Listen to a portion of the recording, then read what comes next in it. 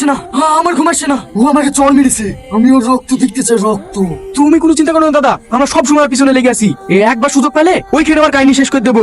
শুধু মুখে বললে হবে না, কাজটা করে দেখা। ঠিক আছে দাদা। কিরে সালমা, তোকে এতবার করে ফোন করছি, ফোন তুলছি নে। কিরে কি হয়েছে, কাজ কেনে? এমনি আমার কিছু ভালো লাগছে না, আমি যাব না, তুই যা।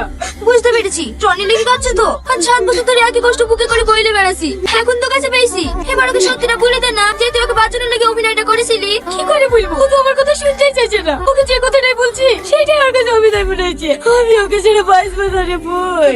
কাঁদিসনি, দাঁড়া আমি দেখছি। হ্যালো, এটা কি সাহেবনগর থানা? হ্যাঁ বলুন। আমাকে বাঁচান, আমাকে বাঁচান। ওরা আমাকে জানে দেখতে ঘিরে ফেলেছে, আমাকে বাঁচান, আমাকে বাঁচান। আপনি কোথায় আছেন? কারা আপনাকে ঘিরে ফেলেছে? আমি এখন মাঠ পড়ে বাজার দাঁড়িয়ে আছি। হ্যালো হ্যালো, কেউ আছেন?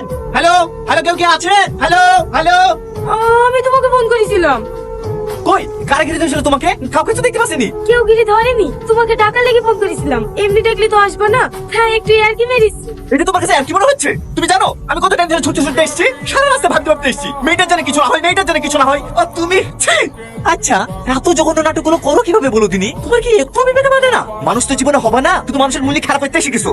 আপনি ভুল বুঝছেন দাদা। তুমি চুপ করো, তুমি একা চেনো না। বিরাট বড় অভিনেতা, যে কোনো ছেলেকে ফাঁসি দিতে পারে। তুমি একা থাকো না, না তুমি আমার মতো খারাপ হয়ে যাও। থার্ড ক্লাস মেয়ে। আমি থার্ড ক্লাস মেয়ে, আমি তোমার সাথে অন্যায় করি। আচ্ছা তুমি মানুষের অনুভূতি নিয়ে তো খেলা করো কেন? আমি খেলা করছি জিগো, তুমি জানো সেদিন শুধু তোমাকে বাঁচানোর জন্য ওই অভিনয়টা করতে বাধ্য হয়েছিলাম। মানে ওকে ছাড়। পুলিশ পুলিশ পুলিশ, পালা পালা পালা। টনি